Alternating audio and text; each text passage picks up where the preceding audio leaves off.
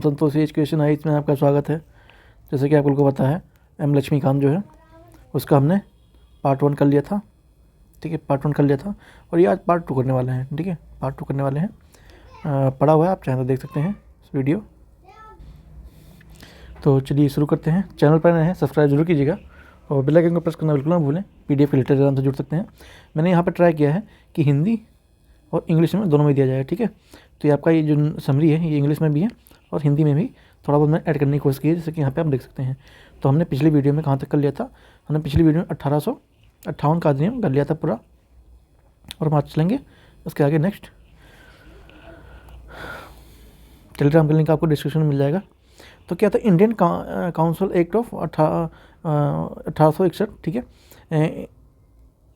initiated the process of the decentralization by the restoring legislative power to Bombay and Madras. The power were taken away through the Charter Act 1833. ठीक है, तो आप हिंदी में भी देख सकते हैं अगर इसको दिक्कत है, इंग्लिश समझ नहीं आती तो क्या है, जो भारतीय अधिनियम परिषद है 1861 का, ये 18 ब्रिटिश संसद द्वारा पारित किया गया था, कानून था जिसमें भारत शासन प्रणाली महत्वपूर्ण बदलाव किए गए थे। इसके मुख्य प्रावधान इस तरह से हैं। ठीक है, तो क्या है? विधान परिषद में विस्तार, विधान परिषद के विस्तार, प्रांतीय परिषदों का गठन और केंद्रीकरण में कमी, गैर संसदीय भूमिका और विधायी प्रक्रिया में सुधार। तो इस तरह से कुछ की हाईलाइटेड की थे, तो इन्हीं को इन्होंने इम्प्लीमेंट किया था, जिसके यहाँ पर किया गया है। बॉम्बे और मद्रास को पावर दी गई थी। ठीक है, आप यहाँ पर भी देख सकते हैं, इधर देखते हैं मद्रास और बम्बे जैसे प्रांतों को विधान परिषद स्थापित कर दी गई थी। ठीक है, उसके बाद introduce the representative of the institution in the India by association India with the law making process. ठीक है, यहाँ पे देख सकते हैं गवर्नर जनरल को अध्यादेश जारी करने की शक्ति दी गई थी। विक्ट्री nominated some Indians as a non official members his extended council the these Indian nominee were the Raja Banaras and the Raja Maharaja Patiala and the Shri Dinkar Rao. तो ऐसे में इनको लोगों को अपनी अपनी नॉमिनेट कर दिया गया था, कुछ लोगों को। उसके बाद कौन सा आता है? उसके बाद ये कंप्लीट कर लेते हैं, उसके बाद आगे चलते हैं। नहीं तो इसके नीचे भी यहाँ पे दिया हुआ है।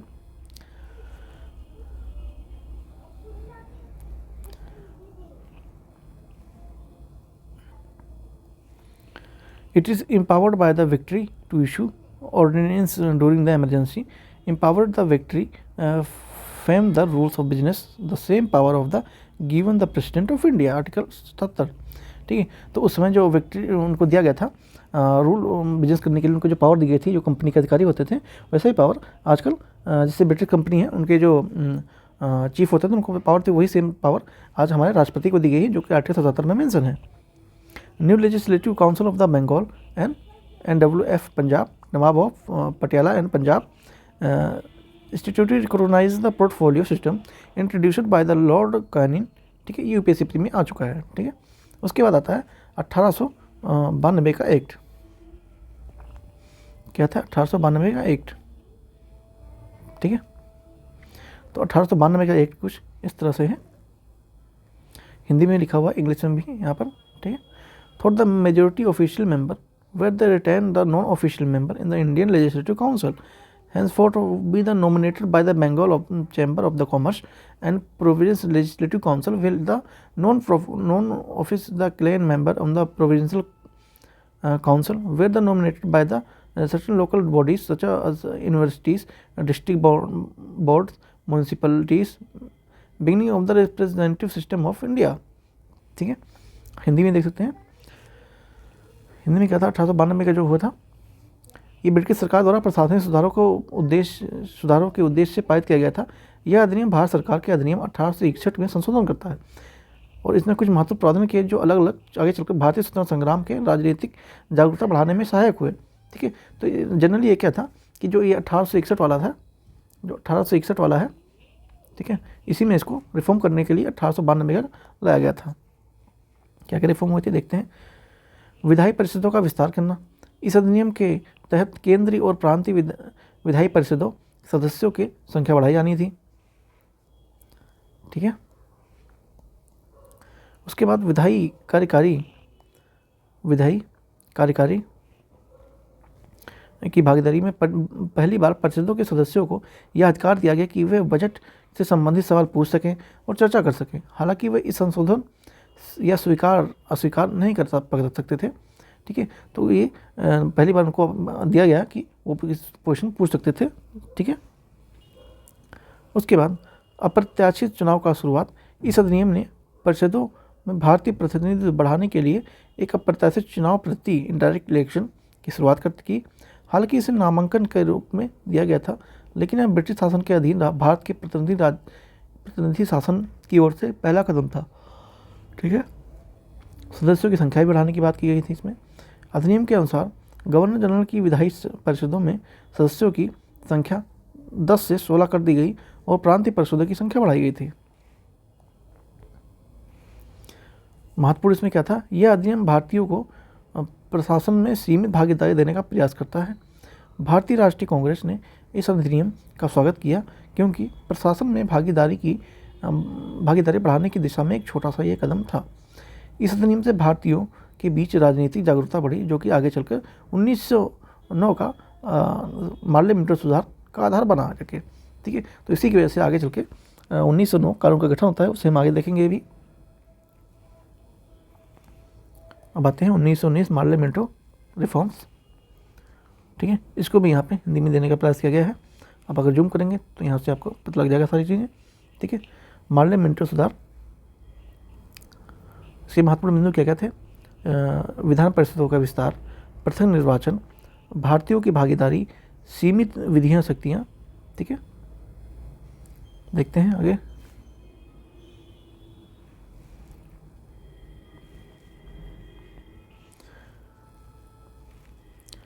मार्ले सचिव थे और मिंटो सचिव थे। ओके, मिंटो क्या थे, मिंटो सचिव थे,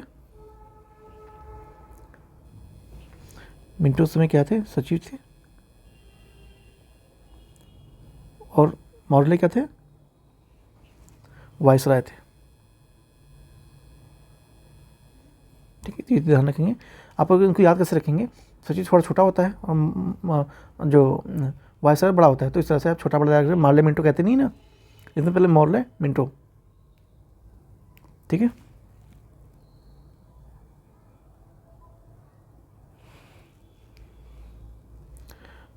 वेट, ये एक्चुअली में रॉन्ग हो गया है। ठीक है, एक सेकेंड, ये वायसराय मिंटो थे और सचिव कौन थे, मार्ले। ठीक है, हाँ आप सही करें। ओके, एनीवे चलते हैं, हो जाती है मिस्टेक थोड़ी बहुत।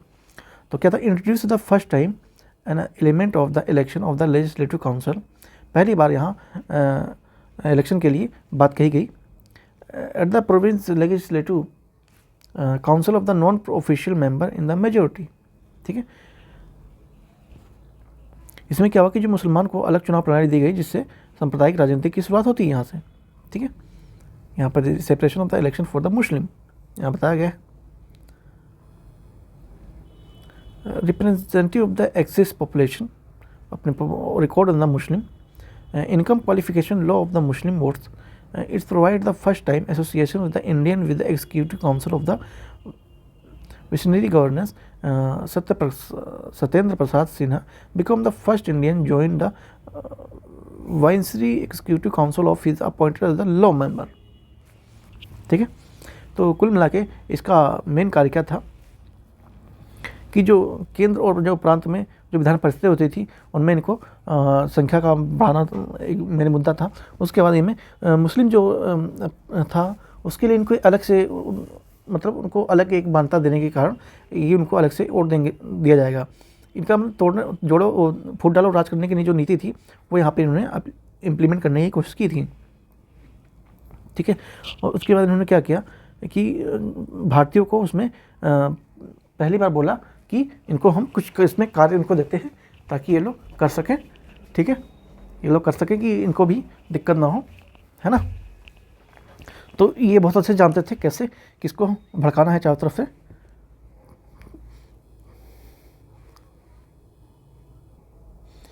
साथ में इन्होंने क्या किया कि जो सरकारी और गैर सरकारी थे बजट पर इनको पहले बार प्रश्न पूछने का अधिकार इसमें देने लगे ये लोग। ठीक है, तो मेन मुद्दा कुल ये था। उसके बाद आते हैं 1919 का गवर्नमेंट इंडिया ऑफ मॉन्टेग्यू और चैम्सफोर्ड रिफॉर्म्स। ठीक है, तो इसमें क्या था कि जो 1919 का 1919 का जो ये माल्य मिलिट्री सुधार था, इसी को इन्होंने विस्तारवादी रूप से इनको प्रस्तुत किया। ठीक है, इसमें उन्होंने क्या किया, इन्होंने क्या कि जो द्वैत शासन है उसको प्रांतों में दिया, 2 भागों में बांटने की कोशिश की। ठीक है, उसके बाद इन्होंने केंद्रीय स्तर पर सदन बनाने शुरू कर दिए ताकि लोगों को डिसेंट्रलाइज करना पड़े। ठीक है, मतलब चीज़ों को डिसेंट्रलाइज करने दें ताकि उनको चीज़ों में आराम हो करने के लिए बहुत सारे जो कार्य हैं। और उसके बाद जो भारतीय हैं उनको वोट देने का अधिकार यहाँ पे इन्होंने ये लोग देते हैं कि वो लोग भी वोट दे सकते हैं।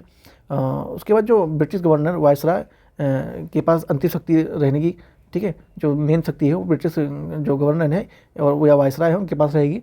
ठीक है, इससे क्या हुआ कि जो मतलब जनता थी उसके अंदर असंतोषजनक की मतलब भावनाएं उत्पन्न हुई और इनके खिलाफ कहीं ना कहीं ये चीज़ें नेगेटिव वे में काम की। इनके खिलाफ क्यों, किसके मतलब कौन थे, वो अंग्रेजों के खिलाफ। ठीक है, और 1920 में जो गांधी जी हैं उन्हें असहयोग आंदोलन यहीं पे शुरू कर देते हैं। 1919 आप देख रहे हैं यहाँ पे।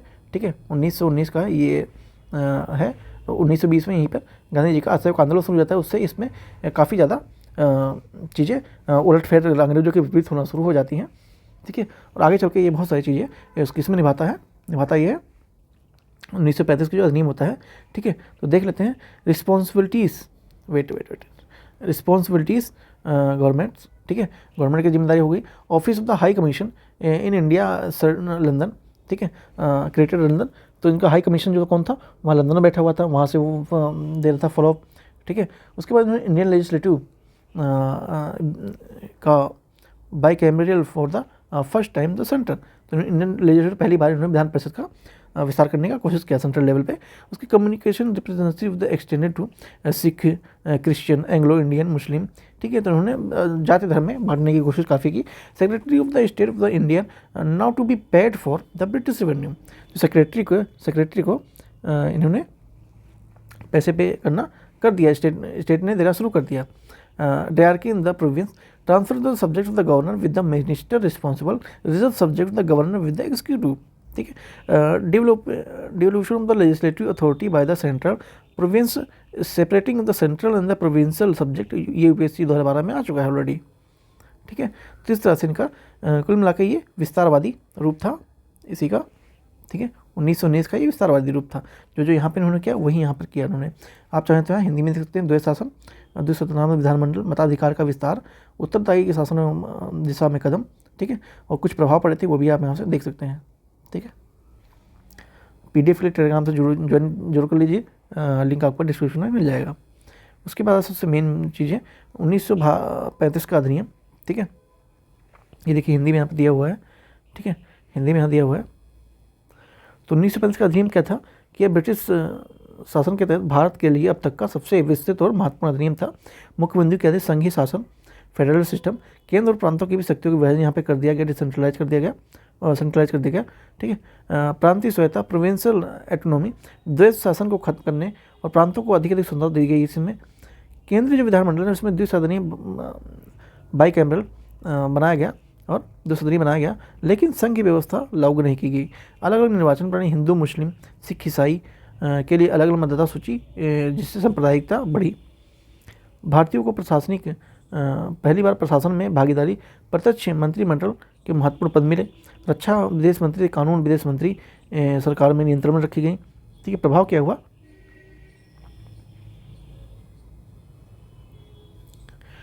भारतीय नेताओं ने इसे अपूर्ण दोष माना। 1937 के चुनाव में कांग्रेस कई प्रांतों में सरकार बना चुकी थी। 1937 है। 1947 में स्वतंत्रता अधिनियम के लिए यह आधार बना।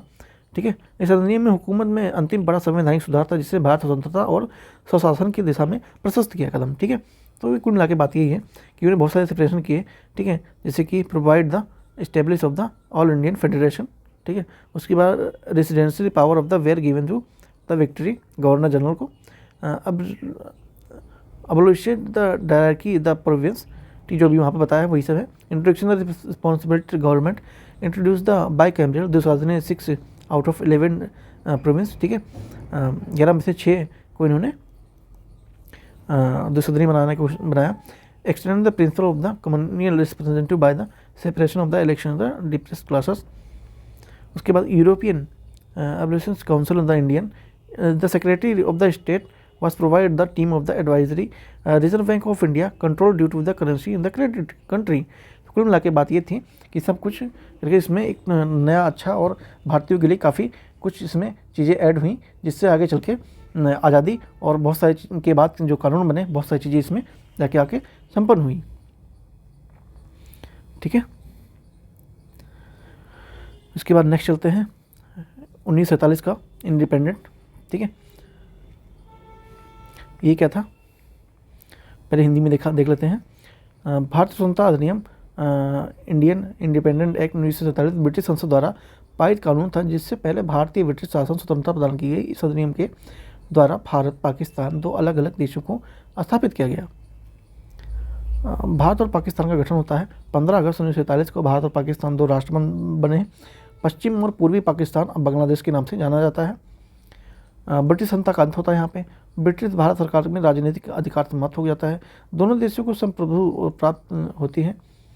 गवर्नर जनरल की नियुक्ति होती है यहाँ पर। भारत और पाकिस्तान को अलग कर गवर्नर जनरल नियुक्त किए जाते हैं। लॉर्ड माउंट टेबू भारत के पहले गवर्नर जनरल बने। संविधान निर्माण की प्रक्रिया, भारत और पाकिस्तान को अपने संविधान बनाने का अधिकार दिया। भारतीय संविधान सभा को नया संविधान तैयार करने के लिए महत्वपूर्ण अधिकार मिल गए थे। ठीक है, उसके बाद क्या हुआ कि जो देसी रियासतें थे उनका भविष्य भी इसमें दिखने लगा। देसी रियासतों को अधिकार दिया गया कि वे भारत या पाकिस्तान में शामिल हो सकती हैं या फिर वो स्वतंत्र रह सकती है, उनकी इच्छा है। सरदार पटेल ने इसके बाद एकीकरण करने के लिए महत्वपूर्ण भूमिका निभाई और वे भारत और पाकिस्तान में शामिल हो रही या स्वतंत्र रह सकती थी, उनको भारत में मिलाने की कोशिश की। सरदार पटेल ने बाद में भारत का एकीकरण महत्वपूर्ण भूमिका निभाई। भारतीय विधानमंडल की सहायता मिल गई। यहाँ पर ब्रिटिश संसद अब भारतीय मामलों में हस्तक्षेप नहीं कर सकती थी। भारत और पाकिस्तान को अपने कानून बनाने की स्वतंत्रता मिल गई। तो इस तरह से कुछ यहाँ पे था। आप चाहें तो इंग्लिश में भी यहाँ देख सकते हैं। ठीक है, तो आप लोग देख रहे हैं इस तरह से। तो ये आपका हो जाता है 1947 का 1947 का जो एक्ट होता है। ठीक है, उसके बाद क्या शुरू होता है आपका, उसके बाद मेकिंग ऑफ द कॉन्स्टिट्यूशन। ठीक है, ये हम नेक्स्ट वीडियो में करेंगे, है ना। इसको हम नेक्स्ट वीडियो में रखते हैं। ठीक है, तो चैनल पर नए सब्सक्राइब जरूर कीजिएगा, बेल आइकन जरूर प्रेस कीजिए। टेलीग्राम से जुड़ के प्राप्त कर सकते हैं। Thank you so much.